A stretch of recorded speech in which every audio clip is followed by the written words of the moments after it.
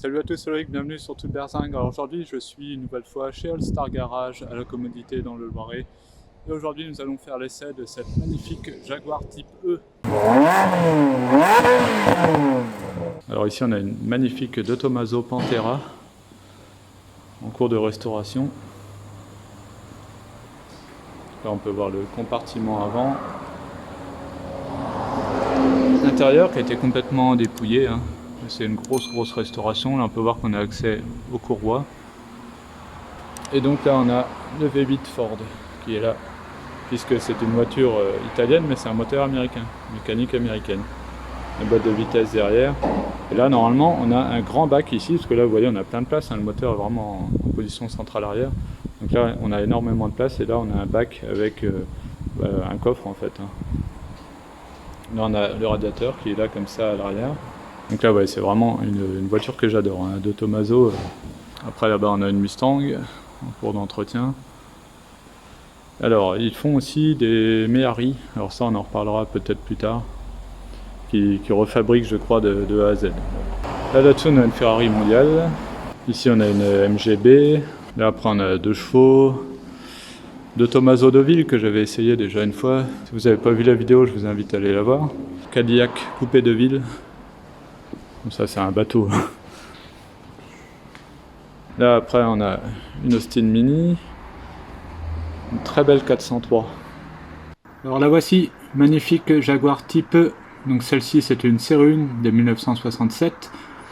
Donc c'est la première série. Donc il y a eu 3 séries, série 1, série 2 et série 3. La série 3 était en V12, donc celle-ci est en 6 cylindres en ligne. Alors il y a 2 moteurs pour la série 1, donc la 3 litres 8 et la 4 litres 2. Donc là ici c'est la 4 litres 2. Donc la puissance 265 chevaux. Et cette voiture a été souvent qualifiée comme la voiture la plus belle du monde, même par Enzo Ferrari en lui-même, c'est pour dire. Et là voilà, on ne peut qu'aimer la ligne de cette voiture, absolument magnifique. Cette voiture était très rapide, elle allait dans les 240 km/h, je crois, de mémoire, en vitesse maxi, donc ce qui pour l'époque était énorme. Donc voilà, cette voiture a vraiment marqué l'histoire de l'automobile. Regardez-moi ça, cette ligne impressionnante, ce long capot là, qui abrite ici ce 6 cylindres en ligne. Alors petite différence esthétique sur la série 1 pour la reconnaître assez facilement, c'est que là, regardez, on a une bulle qui englobe les phares, donc ça on l'a pu à partir de la série 2. Après pareil, on a des grilles qui sont plus grandes sur la série 2 et série 3 pour mieux refroidir le moteur, et quelques petites améliorations comme ça. Donc celle-ci est absolument magnifique. Alors ce que j'adore aussi là-dessus, regardez, c'est les jantes à rayons. Ça c'est très joli, avec l'écrou central à l'ancienne, et le long capot qui rappelle aussi donc, le film par exemple Petit Baigneur, où ils attachent la voiture pour tirer un tracteur et ça allonge le capot. Donc voilà, une capot aussi qu'on a vu dans le cinéma, qui a beaucoup plu aux femmes, et qui avait été conçue aussi pour concurrencer les Ferrari des années 60, mais pour 2 fois moins cher, quoi, et avec à peu près les mêmes performances. Donc regardez, même de l'arrière, elle est magnifique, sous tous les angles, cette voiture, avec les gros pare-chocs là. Donc celle-ci, c'est une version américaine. Les portes sont toutes petites, pas très larges. Regardez aussi le petit rétroviseur là. Bon, sûrement pas très efficace, mais tout mignon. Les essuie-glaces comme ça à l'envers. Donc voilà, dans ce vert anglais là, une config magnifique. Les petites bosses sur le capot et tout. C'est vraiment une super belle voiture. Alors, si on passe à l'intérieur, donc là voilà, on a une toute petite porte, c'est pas très large pour rentrer. Et là voilà, on a du cuir partout. Là, du chrome aussi, là. Vitre manuelle. Et après voilà, l'intérieur très anglais. Avec pas mal de place à l'arrière. C'est sympa. Allez, on va s'asseoir. Alors celle-ci est une version américaine, on voit que le compteur est en miles. Donc après on a plusieurs interrupteurs à l'ancienne, la bascule. Donc là on a les headlamps, donc c'est pour mettre en phare. Ça doit être les feux de détresse, a priori. Là on a la petite manette pour ouvrir les capots ici. Voilà, tout chromé. Ça doit être les clignotants. Après on a le compte-tours là. Donc avec la zone rouge qui est à seulement 5000 tours.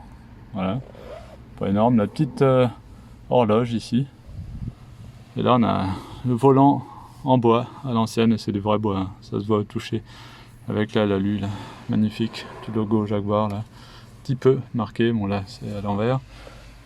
Là après on a pour l'air, donc là on peut choisir si on veut du froid ou du chaud, ici avec cette petite tirette là. Et là donc si on veut l'air ou pas en fait, on-off. Donc là, après on a le washer, donc ça c'est le lave-glace. Ici fast to slow wiper, donc ça c'est les essuie-glaces, donc on peut régler la vitesse. Map, ça doit être pour l'éclairage de la carte en fait, enfin, comment on appelle ça, l'éclairage de passager, enfin je trouve plus les mots. Ça je sais pas ce que c'est, ça se trouve c'est le moteur pour le bouton pour démarrer, c'est possible, on verra, elle va nous expliquer tout ça après. Ça ici c'est les lights, ok, donc là c'est donc pour allumer les phares. Donc là bien sûr on a le bouton de contact, ça doit être le starter. Cigare, ah non c'est cigare ça, ah non c'est là en dessous, non, a priori ça c'est l'allume-cigare, ok. Là on a les fans, donc les ventilos, et ici light dim panel, donc ça c'est pour allumer la lumière du tableau de bord et l'intérieur, voilà. Bon après je sais pas si on verra tout à l'heure, il nous expliquera tout ça. Là on a température d'eau, donc en degrés Celsius bizarrement. Température d'huile, le niveau de carburant et la tension de la batterie. Après là on a un petit truc très sympa là, le petit cendrier en tiroir, ça c'est vraiment très classe. J'adore ces petits détails là sur ces voitures là. Et là on a l'autoradio vraiment à l'ancienne, on choisit la fréquence ici, le volume, après donc FM, AM, etc. Ici, alors qu'est-ce que c'est que ça, choc, alors je sais pas ce que c'est. On a run hot et cold, donc ça doit être une histoire de chauffage sûrement. Après choc, là je sais pas trop ce qu'il va dire par là, bon on lui demandera tout à l'heure à Florian. Là on a une boîte à gants, alors je sais pas si c'est normal, mais là il n'y a pas de porte dessus. Là on a une petite poignée là pour que le passager puisse se tenir. C'est assez sympa. Ah bah je vois que là on a une autre tirette ici là, du coup pour le capot avant. On a un haut-parleur ici, on en a un aussi de mon côté là, et on a une boîte de vitesse 4 rapports, donc boîte manuelle 4 rapports, voilà. Donc on verra un petit peu comment elle se manie. Après on a le frein à main ici en alu, là on a un petit accoudoir avec un petit rangement en dessous, et après voilà la vue qu'on peut avoir un peu de derrière comme ça, et la vue surtout là sur cet énorme capot. J'ai hâte de prendre le volant, je pense que ça va être vraiment sympa. Alors le moteur de celle-ci était un 6 cylindres en ligne, bien connu de chez Jaguar. Donc là c'est le 4 litres 2, il existe aussi en 3 litres 8. Et donc l'ouverture du capot est assez sympa, elle se fait comme ça vers l'avant. Donc là voilà, on a quand même un moteur assez impressionnant, tout en longueur, hein. Donc les 6 cylindres en ligne, ce qui fait qu'on a un capot assez long. Après voilà, on a le radiateur à l'avant. Alors autre truc super sympa sur cette voiture, je vais vous montrer ça là, regardez, si on bascule le siège là, ici on a ça là, et là si je tire là-dessus, tac, hop, c'est pour ouvrir le coffre, et regardez comment il s'ouvre, hop, alors, attendez, si j'arrive, voilà, donc faut prendre ici, et hop, il s'ouvre comme ça. Donc là on a un petit truc ici là pour le tenir, et voilà. Alors là regardez le coffre, ça m'a toujours impressionné, j'ai toujours adoré ça là, des petites baguettes comme ça chromées. Et là on a donc un petit truc qui se relève là, donc pour caler les bagages. Et là donc tout est en cuir.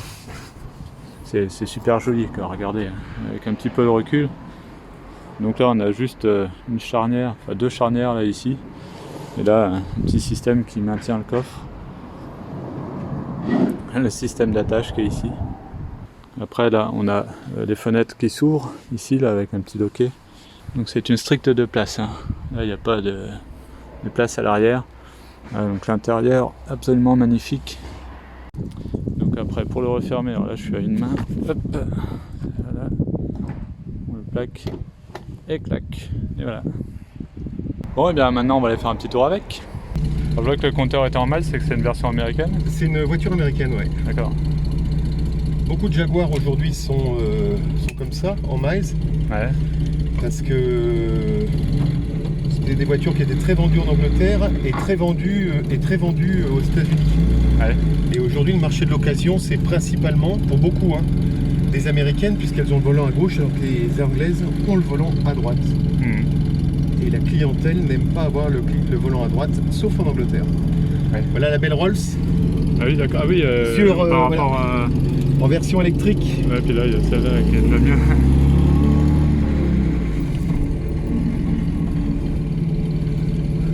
Donc là, la magie du capot de la Type E. Ah ouais. Voilà. Là, c'est un écran de cinéma.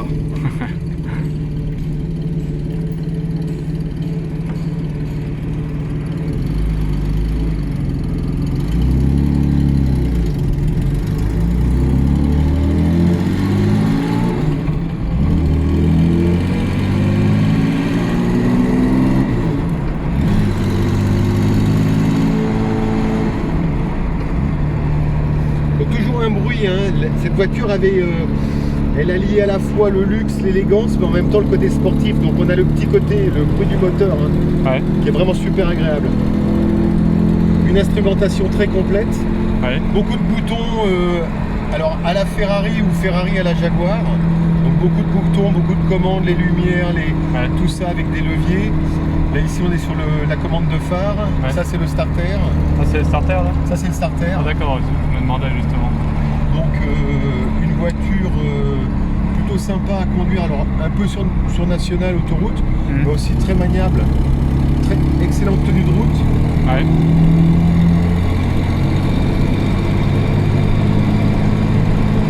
Voilà, le capot est sublime. Ah oui.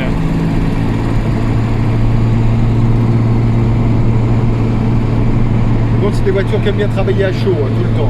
Ouais. Donc toujours laisser monter la température. Oui, bah oui. Celle-ci a une excellente pression d'huile excellente. Ouais. Un autoradio d'origine.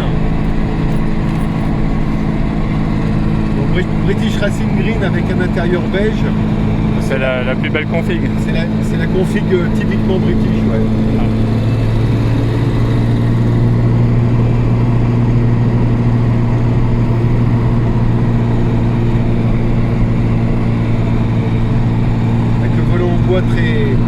Très féminin, c'est très fin. Ouais. Donc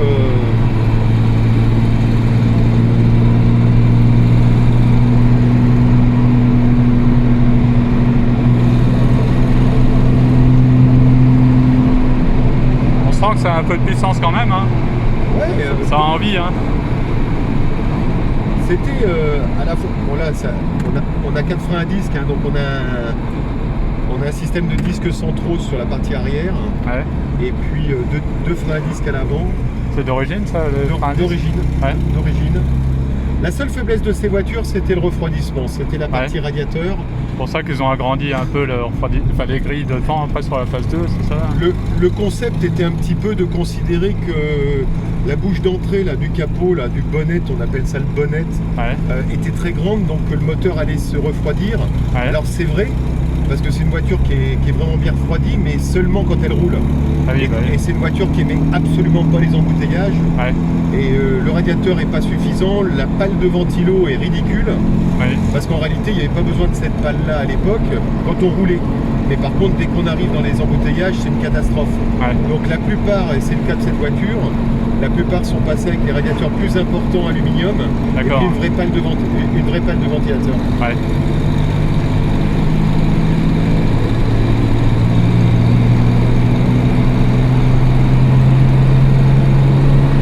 Position qui est aussi très sympa. Oui. Ni trop haut, ni trop bas.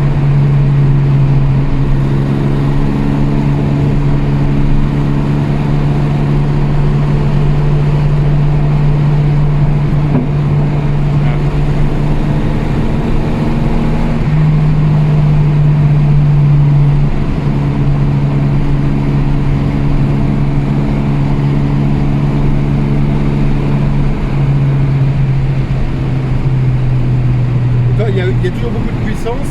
Ouais. Alors c'est pas comme les américaines qui sont un peu brutales, là tout est très souple, mais ça pousse, ça pousse, ça pousse.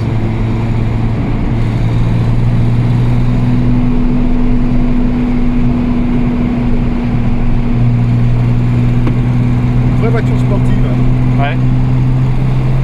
C'était pas une des voitures les plus rapides du monde à l'époque, non?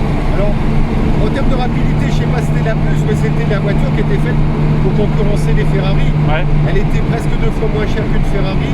Elle était fabriquée en plus grande série. Ouais. Et en même temps, elle était à la fois plus fiable, plus connue, avec un grand réseau.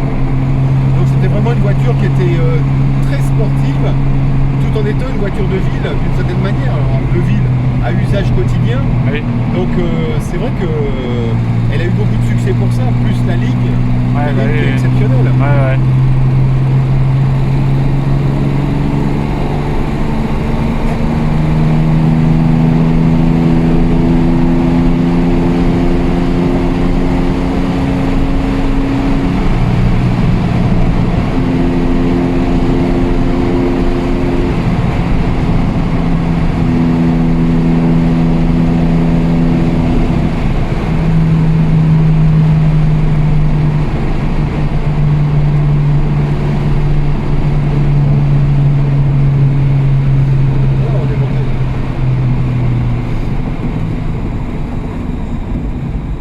Tu veux la conduire là? Oui, bah oui, avec plaisir. Ouais.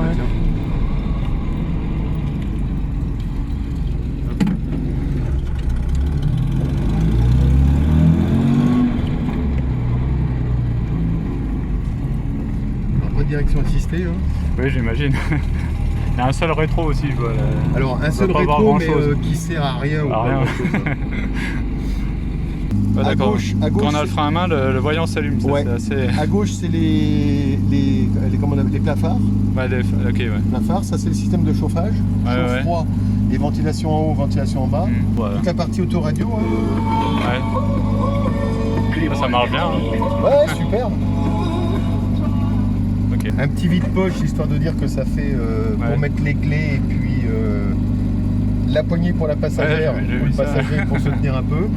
Allez, on est parti. Alors, les pédales sont assez raides et ouais, elle est la partie pédalier est quand même plutôt étroite. Donc, non, tu la passes. Normalement, elle est toute droite. Là. Voilà. D'accord. Donc le pédalier est plutôt étroit. La pédale d'accélérateur est vraiment pas vraiment bien placée puisqu'elle est assez haute sur la partie droite. Donc faut conduire un petit peu avec la pointe. Parce que si tu mets le talon et que tu fais pas du 48, tu as toujours un peu de mal. Je fais du 45, c'est bon. Bon bah en 45 c'est bon.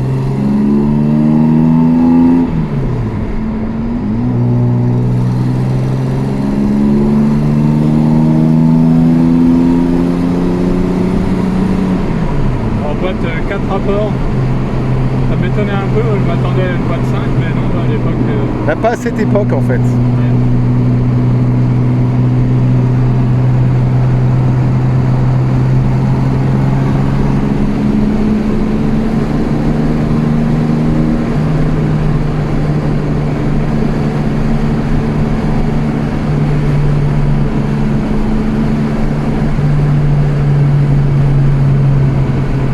Pas à cette époque parce que il n'y avait pas ces notions à la fois de consommation et puis en même temps la boîte 4 voilà tu vas voir c'est assez court hein, donc ça reprend bien hein.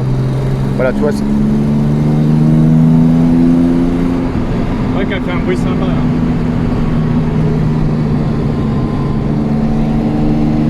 Ah ça change de la Ferrari hein. Ouais c'est pas pareil. C'est un carbu hein. Ouais.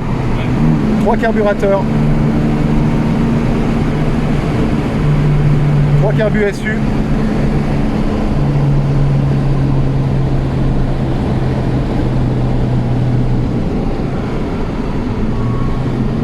Les vitesses se passent bien. Hein. Ouais, c'est des bonnes voitures.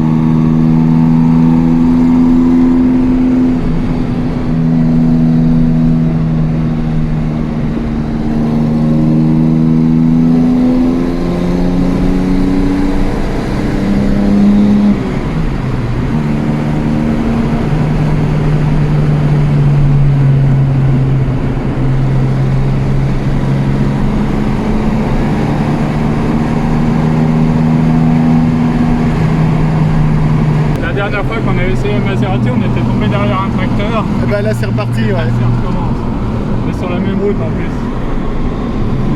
Nos amis agriculteurs qui transportent. Ah, la boîte de vitesse, ça manie bien, hein, je suis étonné. Ça va très très bien.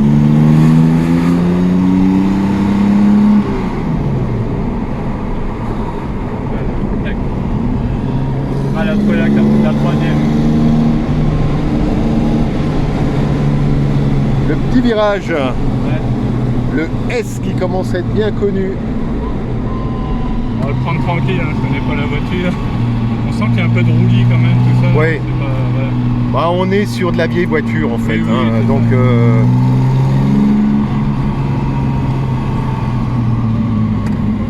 il n'y a vraiment rien à voir avec ne serait-ce que les voitures des années 80 en fait.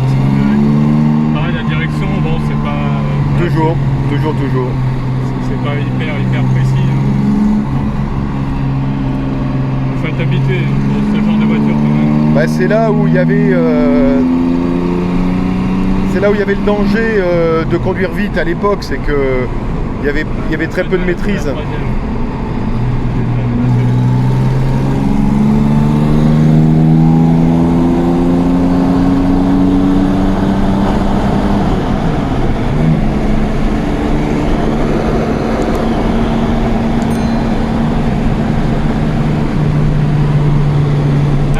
D'odeur aussi atypique des voitures anciennes.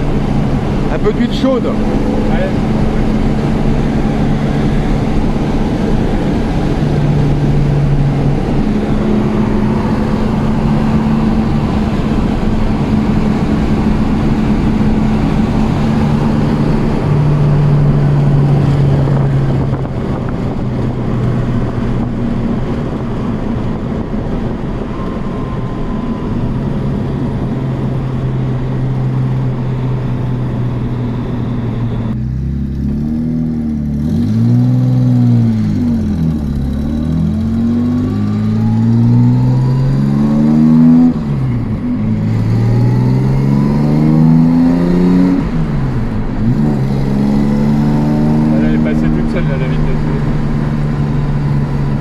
Ouais, enfin, je commence à s'habituer.